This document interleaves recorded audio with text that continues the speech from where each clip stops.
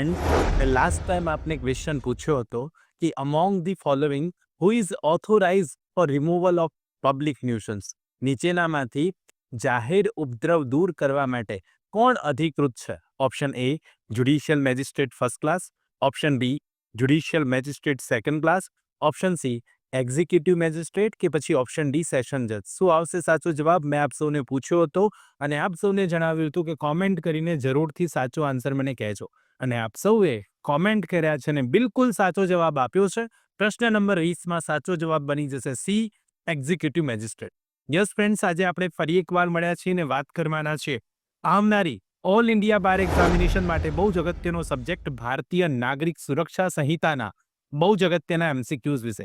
Yes friends, આજે ફરી આપણે બહુ જ ઇમ્પોર્ટન્ટ એમસીક્યુ સમજવાના છે, જેથી આપ સૌને વિનંતી છે કે જે પણ કોઈ સ્ટુડન્ટ ચેનલ પર નવા છે પ્લીઝ ચેનલને સબસ્ક્રાઇબ કરી લો, બેલ નોટિફિકેશન આઇકોનને ઓન કરી લેજો, જેથી આવનારા બહુ જ અગત્યના એમસીક્યુના વિડીયો આપ સૌને સૌથી પહેલા મળી જાય. સાથે સાથે ફ્રેન્ડ્સ, આપ સૌને રિક્વેસ્ટ કરું છું કે આ વિડીયોને એન્ડ સુધી જોજો, જેથી આપ સમજી શકો કે ભારતીય નાગરિક સુરક્ષા સંહિતામાંથી કેવા પ્રકારના પ્રશ્નો પૂછાય છે અને આપ એનો જવાબ કઈ રીતે ઇઝીલી આપી શકશો.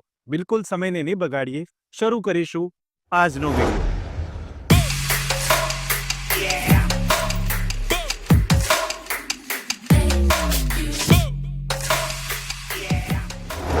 પ્રશ્ન નંબર 21 છે, અંડર ભારતીય Nagarik Suraksha Sanhita 2023 any dispute relating to possession of immovable property is decided by.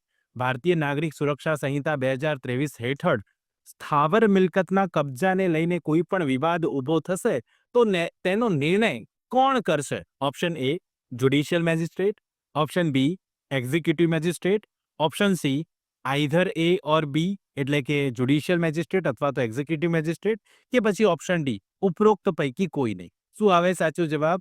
તો અહીંયા જ્યારે વાત કરવામાં આવી છે ઇમૂવેબલ પ્રોપર્ટીના પોઝેશન વિશે અને એના વિશે કોઈ તકરાર ઊભી થશે, ડિસ્પ્યુટ ઊભો થશે, તો એનો નિર્ણય કોણ કરે? તો 21 નંબરના પ્રશ્નમાં સાચો જવાબ બી આવશે. તેનો નિર્ણય એક્ઝિક્યુટિવ મેજિસ્ટ્રેટ કરશે. ઓકે, જ્યુડિશિયલ મેજિસ્ટ્રેટ નહીં કરે, યાદ રાખજો. ઇમૂવેબલ પ્રોપર્ટીના પોઝેશન રિલેટેડ જે પણ કોઈ ડિસ્પ્યુટ ઊભો થશે તો એનો નિર્ણય એક્ઝિક્યુટિવ મેજિસ્ટ્રેટ દ્વારા કરવામાં આવશે. આપણે આ કોના સંદર્ભમાં વાત કરી રહ્યા છીએ? ભારતીય નાગરિક સુરક્ષા સંહિતા 2023ના સંદર્ભમાં વાત કરી રહ્યા છીએ અને એટલા માટે કરેક્ટ આન્સર બી બની જાય. પ્રશ્ન નંબર 22 જુઓ. What is the true in relation two first information report, જેને આપણે શોર્ટમાં એફઆઈઆર કહીએ છીએ. એફઆઈઆર એટલે પ્રથમ માહિતી અહેવાલ. તો આ પ્રથમ માહિતી અહેવાલના સંદર્ભમાં નીચેનામાંથી શું સાચું છે એવું પૂછ્યું છે. Option A it is given to officer in charge of a police station, જે પોલીસ સ્ટેશનના ઇન્ચાર્જ અધિકારીને આપવામાં આવે છે. Option B it is sign by the person giving, જે વ્યક્તિ માહિતી આપે છે એ નીચે સાઇન કરે છે. Option C it may be oral or in writing, એ લેખિતમાં હોઈ શકે અથવા તો મૌખિક હોઈ શકે. Option D all of the above. શું આવે સાચો જવાબ? તો જ્યારે આપણે પ્રથમ માહિતી અહેવાલ એટલે કે એફઆઈઆરની વાત કરીએ છીએ ત્યારે સાચું વિધાન એ પણ છે. અહીંયા એ લખ્યું છે કે ભાઈ પોલીસ સ્ટેશનના ઇન્ચાર્જ અધિકારીને આપવામાં આવશે, એના પર માહિતી આપનારની સહી પણ હશે, બી પણ સાચું છે. સી એવું કહે છે કે કાં તો એ મૌખિક અથવા તો લેખિતમાં હોય, આ પણ સાચું છે. ને એટલા માટે પ્રશ્ન નંબર 22માં સાચો જવાબ બની જશે D all of the above, એટલે કે ઉપરોક્ત ત્રણેય વિધાનો સાચા છે. ને એટલા માટે આપણે એવું કહી શકીએ કે આ એફઆઈઆરની વાત જ્યારે હોય ત્યારે એ, બી અને સી ત્રણેય વસ્તુ સાચું બને છે અને એટલે જવાબ શું બની જાય? ડી બની જશે. પ્રશ્ન નંબર 23 જોઈએ. A boy is about 14 years is suspected in the commission of the offense of a murder. સમજો. He can be made to join investigation. હત્યાના ગુનામાં આશરે 14 વર્ષનો છોકરો શંકાસ્પદ છે. તેને તપાસમાં કઈ જગ્યાએ સામેલ કરી શકાશે? યાદ રાખજો, બહુ ઇમ્પોર્ટન્ટ પ્રશ્ન છે ને બહુ નવી જોગવાઈવાળો પ્રશ્ન છે કે બાળકની ઉંમર 14 વર્ષ છે અને એ સસ્પેક્ટેડ છે કે એને મર્ડર કર્યું છે. તપાસ કરવી છે તો કઈ જગ્યાએ તપાસ થઈ શકે? પોલીસ સ્ટેશનમાં. એના સંદર્ભે તપાસ કરવી છે એટલે કે આ 14 વર્ષનો જે છોકરો છે એને એનું નિવેદન લેવું છે પોલીસે. આ પર્ટિક્યુલર શંકાસ્પદ છે ને એટલે નિવેદન લેવું છે. ક્યાં લઈ શકશે? પોલીસ સ્ટેશનમાં, એટ હિઝ રેસિડન્સ, તેમના નિવાસ સ્થાને, એટ એની પ્લેસ, કોઈ પણ જગ્યાએ, કે ઉપરોક્ત તમામ જગ્યાએ. શું આવે સાચો જવાબ? તો જ્યારે કોઈ છોકરાની ઉંમર, મેલ, આપણે બોયની વાત કરી, તો છોકરાની ઉંમર 15 વર્ષથી ઓછી છે અને કોઈ મેલ પર્સનની ઉંમર 60 વર્ષથી વધારે છે ત્યારે જોગવાઈ આપવામાં આવી છે કે તપાસ દરમિયાન એનું જે નિવેદન લેવાની છે એ સંદર્ભે તપાસ કરવાની છે. તો ક્યાં કરવામાં આવશે? સાચો જવાબ અહીંયાથી બનશે બી, તેના નિવાસ સ્થાને. What will be correct answer? 23માં સાચો જવાબ બી બને. જો 15 વર્ષથી ઉપર હોત તો પછી પોલીસ સ્ટેશને થઈ શકે, ઓકે, કોઈ પણ જગ્યાએ થઈ શકે. પણ 15 વર્ષથી નીચે 14 વર્ષ છે ને એટલા માટે તેના ઘરે જઈને તપાસ કરવાની છે, એટલે કે એનું નિવેદન લેવું હોય તેના ઘરે જવું પડે પોલીસે. ઓકે, તો આ સાચો જવાબ 23માં બી બનશે. આ બે જોગવાઈ છે ને એટલા માટે આવો પ્રશ્ન મેં તમને પૂછ્યો છે. પ્રશ્ન નંબર 24 જુઓ. Among the following, who can record the confession under section 183 of the ભારતીય નાગરિક સુરક્ષા સંહિતા 2023? 2023 ભારતીય નાગરિક સુરક્ષા સંહિતા હેઠળ એની પણ કલમ નંબર 183 183 હેઠળ કબૂલાત કોણ નોંધી શકે? કન્ફેશનની વાત છે ફ્રેન્ડ્સ, યાદ રાખજો. કોણ નોંધી શકે? Option A, any judicial magistrate have jurisdiction only, માત્ર અધિકાર ક્ષેત્ર ધરાવતા કોઈ પણ judicial magistrate. Any judicial magistrate not having jurisdiction only, કોઈ પણ ન્યાયિક મેજિસ્ટ્રેટ જેને અધિકાર ક્ષેત્ર ન હોય. Any chief judicial magistrate not having jurisdiction only, કોઈ પણ મુખ્ય ન્યાયિક મેજિસ્ટ્રેટ કે જેની પાસે અધિકાર ક્ષેત્ર નથી. કે option D, all of this, ઉપરોક્ત તમામ. શું આવે સાચો જવાબ? તો કન્ફેશન કોણ લઈ શકે, બસ એટલી વાત પૂછવામાં આવી છે. ભારતીય નાગરિક સુરક્ષા સંહિતાની કલમ 183 હેઠળ કોણ કબૂલાત લઈ શકશે? તો 24 નંબરના ક્વેશ્ચનની વાત હોય, સાચો જવાબ ડી આવે. જ્યારે આપ કલમ 183 વાંચશો તમને ખબર પડી જશે કે કોઈ પણ મેજિસ્ટ્રેટ, ભલે એને હકુમત હોય કે ન હોય, કોઈ પણ મેજિસ્ટ્રેટ જે છે કબૂલાત લેવા માટે ઓથોરાઇઝ છે, રેકોર્ડ કરી શકે કબૂલાત, અને એટલા માટે કરેક્ટ આન્સર ડી બનશે. 25 જુઓ.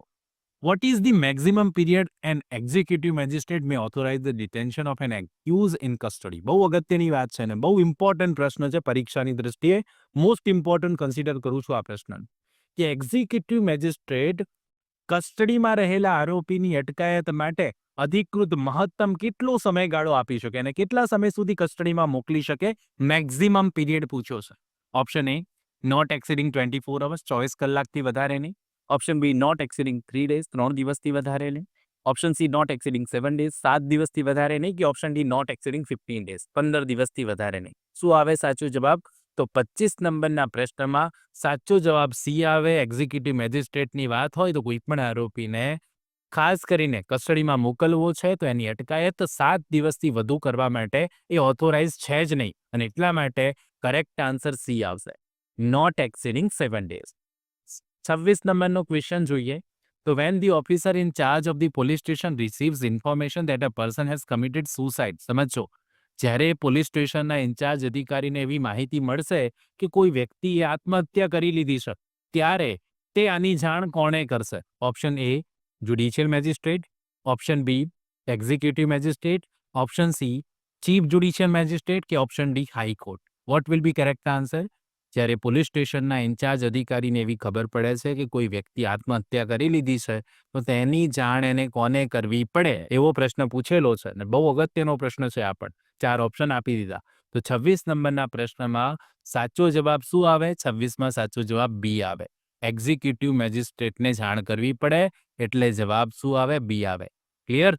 26માં સાચો જવાબ બી બનશે. 27 જુઓ.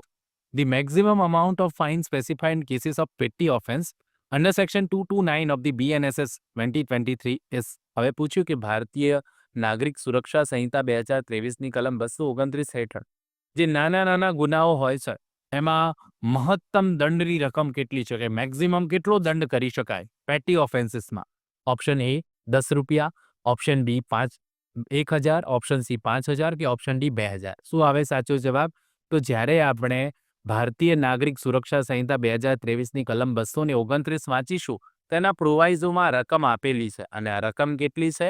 સાચો જવાબ 27માં આવશે સી, 5000. એટલે કે જ્યારે નાના ગુના સંદર્ભમાં દંડની વાત આવશે તો 5000 રૂપિયા કરતાં વધારે નહીં થાય, ને એટલા માટે 27માં કરેક્ટ આન્સર સી બની જશે. આ પણ બહુ જ અગત્યનો પ્રશ્ન છે પરીક્ષાની દ્રષ્ટિએ, ખાસ ધ્યાન રાખજો.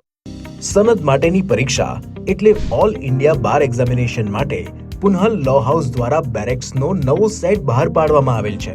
તમામ બેરેક્સ બાર કાઉન્સિલ ઓફ ઇન્ડિયાની ગાઈડલાઇન્સ મુજબના હોવાથી પરીક્ષા ખંડમાં સાથે રાખી શકાશે, અને તમામ બેરેક્સ ગુજરાતી તથા અંગ્રેજી એક સાથે એટલે દ્વિભાષી સ્વરૂપે આવશે. આ સેટમાં આપને બેરેક્સ ઉપરાંત પ્રીવિયસ પેપર સોલ્યુશનની બુક પણ સાથે મળશે. ભવિષ્યમાં વકીલાતમાં તથા સિવિલ જજની પરીક્ષામાં પણ આ જ બુક્સ ખૂબ જ ઉપયોગમાં આવશે. બેરેક્સ કોમ્બો સેટમાં તેમજ છૂટક પણ મળી શકશે તથા વ્યાજબી ડિસ્કાઉન્ટ સાથે ફ્રી હોમ ડિલિવરી પણ કરી આપવામાં આવશે. વધુ માહિતી કે ઓર્ડર કરવા માટે સંપર્ક કરો પુન્હલ લો હાઉસ 9825986757 www.punhalllawhouse.com. 28 જુઓ. Who can frame the charge according to the BNSS 2023? ભારતીય નાગરિક સુરક્ષા સંહિતા 2023 હેઠળ નીચેનામાંથી કોણ તહોમત ફરમાવી શકે, જેને આપણે ચાર્જ ફ્રેમ કહીએ છીએ? કોણ ફરમાવી શકશે? ઓપ્શન એ કોર્ટ એટલે કે અદાલત, ઓપ્શન બી પબ્લિક પ્રોસિક્યુટર એટલે કે સરકારી વકીલ, option C officer in charge of the police station એટલે કે સંબંધિત પોલીસ સ્ટેશનના ઇન્ચાર્જ અધિકારી, કે ઓપ્શન ડી ઉપરોક્ત તમામ વ્યક્તિઓ. શું આવે સાચો જવાબ? ચાર્જ ફ્રેમ કોણ કરી શકે? સીધો પ્રશ્ન છે તમને, અને તમને ખબર હોવી જોઈએ કે તહોમતનામું ઘડવાની સત્તા કોની પાસે છે, કોણ તહોમતનામું ઘડી શકે? તો 28 નંબરમાં સાચો જવાબ આવશે એ. અદાલત પાસે આ સત્તા છે કે ચાર્જ ફ્રેમ કરી શકે. બીજા કોઈની પાસે સત્તા નથી, ના તો પબ્લિક પ્રોસિક્યુટર, ના તો પોલીસ સ્ટેશનના ઇન્ચાર્જ અધિકારી. અને એટલા માટે 28માં કરેક્ટ આન્સર આવી જશે એ. ઓકે, તો તમને કોઈ પૂછે અથવા પ્રશ્ન પૂછાય તો તમને આવડી જવો જોઈએ કે ચાર્જ ફ્રેમ અદાલત કરી શકે. 29 જોઈએ. The court May alter the charge. જે તહોમતનામું હોય છે એને અદાલત બદલી શકે. ક્યાં સુધી બદલી શકે સમજો. Before the evidence of the prosecution is taken. ફરિયાદ પક્ષના પુરાવા લેવામાં આવે તે પહેલા બદલી શકાય. Before the accuse enters upon his defence. આરોપી તેના બચાવમાં પ્રવેશે તે પહેલા લઈ શકાય. When the evidence of prosecution. જ્યારે કાર્યવાહીના પુરાવામાં હોય ત્યારે ચાર્જ અલ્ટર થઈ શકે. કે option D before the judgment is pronounce. ચુકાદો જાહેર થાય તે પહેલા અલ્ટર થઈ શકે. શું આવે સાચો જવાબ? તો જ્યારે તહોમતનામાની આપણે જોગવાઈ જોઈએ છે, ચાર્જની જોગવાઈ જોઈએ, તો ત્યાં એના અલ્ટરેશનની પણ વાત કરવામાં આવી છે. એમાં જે પણ કોઈ સુધારો વધારો બદલવું છે એ આપણે કરી શકીશું. એટલે કોર્ટ કરી શકે. ક્યારે કરી શકે? Before the judgment pronounce. સાચો જવાબ આવે ડી. ચુકાદો આવ્યા પહેલા કોઈ પણ સમય અદાલત ચાર્જમાં અલ્ટરેશન કરી શકે. અને એટલા માટે 29માં ખરો આન્સર ડી બની જશે. ક્વેશ્ચન નંબર 30 અને આજનો લાસ્ટ ક્વેશ્ચન, જેનો આન્સર આપશો એ મને હંમેશાની જેમ કોમેન્ટ બોક્સમાં કોમેન્ટ કરીને જરૂરથી જણાવવાનો છે. If in a trial of warrant case the magistrate finds the accuse not guilty, he shall. જો વોરંટ કેસની સુનાવણીમાં મેજિસ્ટ્રેટ આરોપીને દોષિત માનતા નથી તો મેજિસ્ટ્રેટ આવા આરોપીને શું કરશે? ઓપ્શન એ ડિસ્ચાર્જ હિમ, એને ડિસ્ચાર્જ કરી દેશે. ઓપ્શન બી એક્વિટ હિમ, એને નિર્દોષ જાહેર કરી દેશે. ઓપ્શન સી કન્વિક્ટ હિમ, એને દોષિત માનશે. કે ઓપ્શન ડી કેસને ફરી સાંભળશે, રીહિયર ધી કેસ. શું આવે સાચો જવાબ? પ્રશ્ન નંબર 30નો જવાબ આપ સૌએ મને જરૂરથી કોમેન્ટ કરીને આપવાનો છે. આઈ હોપ સો આજે આપણે ભારતીય નાગરિક સુરક્ષા સંહિતાના પાર્ટ નંબર 3માં મળ્યા અને એમાં જે પણ કોઈ MCQની ચર્ચા કરી છે આપ સૌને ખબર પડી ગઈ હશે ને ખાસ આવડી પણ ગયા હશે પ્રશ્નો. તો આઈ હોપ સો આજનો આ વિડીયો આપ સૌને સારો લાગ્યો હશે. જો સારો લાગ્યો હોય તો એક લાઇક જરૂરથી કરજો. ચેનલ પર નવા હોવ તો પ્લીઝ ચેનલને સબસ્ક્રાઇબ કરીને બેલ નોટિફિકેશન આઇકોનને ઓન કરી લેજો, જેથી આવા બહુ જ અગત્યના વિડીયો આવે તો તેનું નોટિફિકેશન સૌથી પહેલા તમને મળી જાય. સાથે સાથે ફ્રેન્ડ્સ, આપના મિત્રો જે ઓલ ઇન્ડિયા બાર એક્ઝામિનેશન આપવાના છે એમને પણ આ વિડીયો જરૂરથી શેર કરી દેજો, જેથી એમને પણ આ વિડીયો થ્રુ હું હેલ્પ કરી શકું. ખાસ બહુ જ અગત્યની વાત, હજુ આપણે ભારતીય નાગરિક સુરક્ષા સંહિતાના બીજા MCQs પાર્ટ નંબર 4માં જોવાના છીએ. તો મળીએ નેક્સ્ટ વિડીયોમાં પાર્ટ નંબર 4માં. ત્યાં સુધી જોતા રહો મારી ચેનલ રિયલ એજ્યુકેશન કેચ. ખૂબ ખૂબ ધન્યવાદ. ખૂબ ખૂબ આભાર.